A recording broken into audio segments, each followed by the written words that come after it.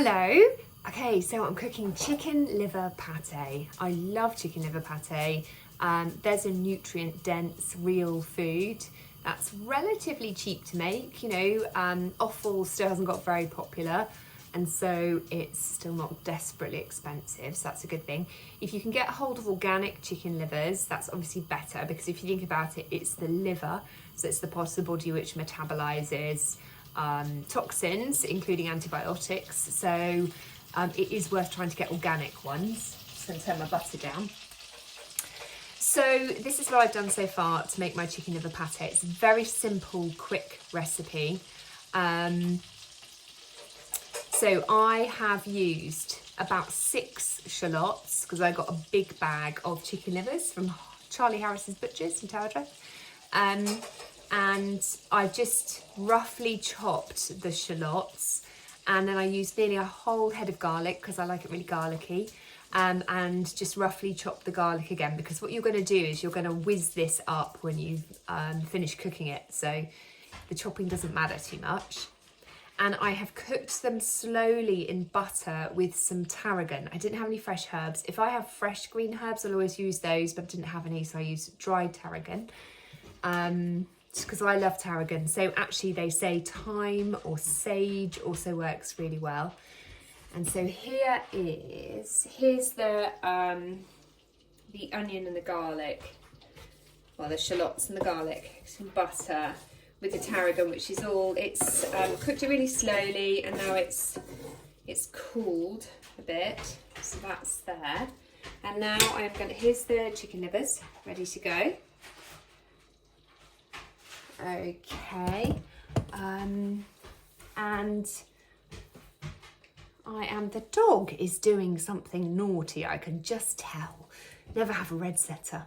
Right, okay, so I've just melted quite a lot of butter in here again. And I'm going to add the chicken livers. So, here we go. To see if you can put this here, you'll be able to see.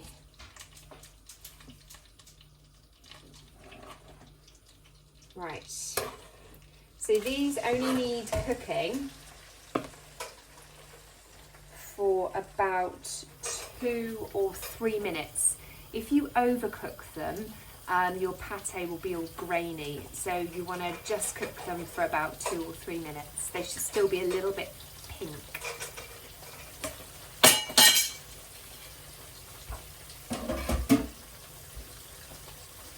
Okay, so here we go.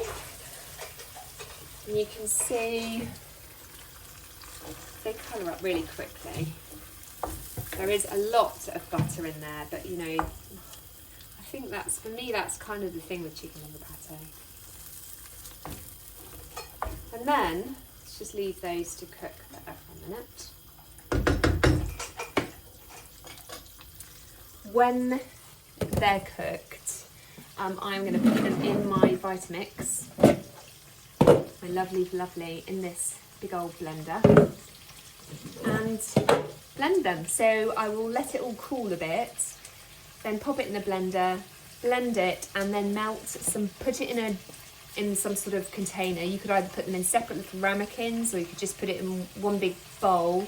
And what I always do is melt some butter and pour it over the top, and it just seals off the pate, stops any air getting to it, and it will keep for up to 2 weeks in your fridge then.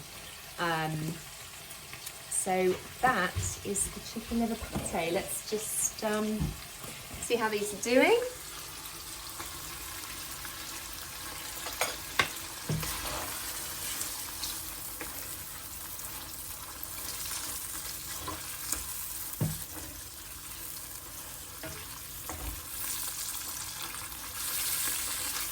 Okay, so very nearly there.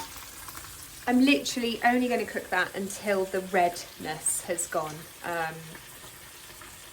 So when it's just still light pink, or it's looking cooked, then I will take it off and get it in the blender. I've whizzed up the pate, so I have saved you the joy of hearing the Vitamix going. And that's it.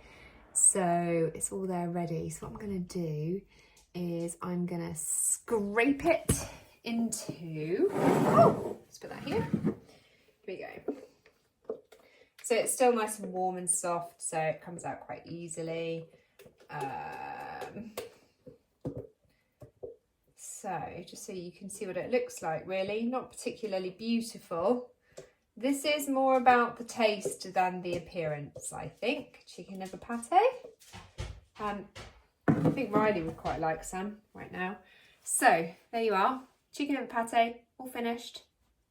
That took, gosh, I don't know, I didn't time it, but it really didn't take very long. I'm just going to try that a little bit there. I'm not joking, that is delicious. That's absolutely delicious. This is a really great thing to add to your list of things that you're eating on your real food, low carbohydrate diet. I can't recommend it highly enough. And it would go really, really well with those goodness crackers that are in my What on Earth to Cook, What on Earth to Eat cookbook.